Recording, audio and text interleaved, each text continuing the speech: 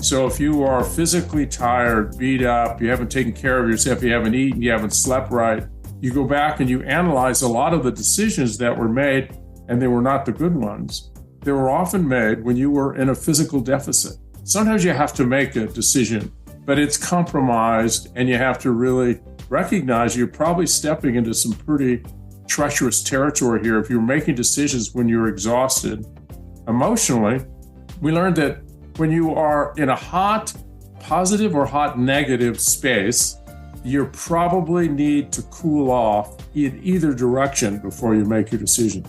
Such as road rage. Somebody cut you off in traffic, and instantly you are in this mindset. You want to run the guy off the road. This emotional circuitry is overtaken everything else. Your logical mind cannot function. And if you make a decision in that moment, you might make a decision to do something that for the rest of your life you will regret, and all of your family will regret. And then mentally, if you've been on the same channel for very long, those neurons get fatigued and you can't think as clearly. You don't focus as well. You can't really focus your energy on what's important, what's relevant, what's not. So we talk about oscillation, getting a little bit of maybe take a brief walk in nature, do something entirely different, call a loved one.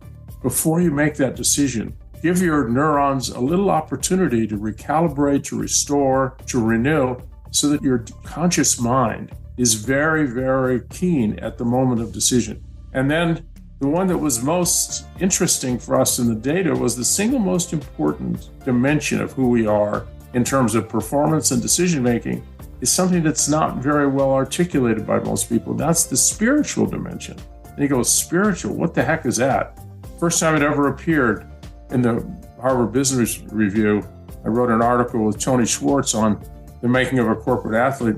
We talked about the spiritual dimension as the energy of the human spirit, and really the energy associated with your deepest values, your purpose, the beliefs you care most about. That is what we call intrinsic motivation. That is the fuel that drives brilliance and drives wisdom. And so if you're kind of a little bit unclear as to what is really most important here, take a pause. Project this into the future, 10 years, 5 years, 20 years, at your death. If this doesn't play out right, what might be the consequence? And are you completely comfortable if this is the outcome, taking this risk? Or are there other alternatives you need to be considering? Because this one is either all in or all out. And so, we need spiritual health, we need emotional health, we need mental health, and we need physical health. And that's what's going to drive the greatest decisions that may, in fact, change your life in ways that are unimaginable. Maybe you can have the best life possible because you made the right decisions for yourself, for your family, and for your company.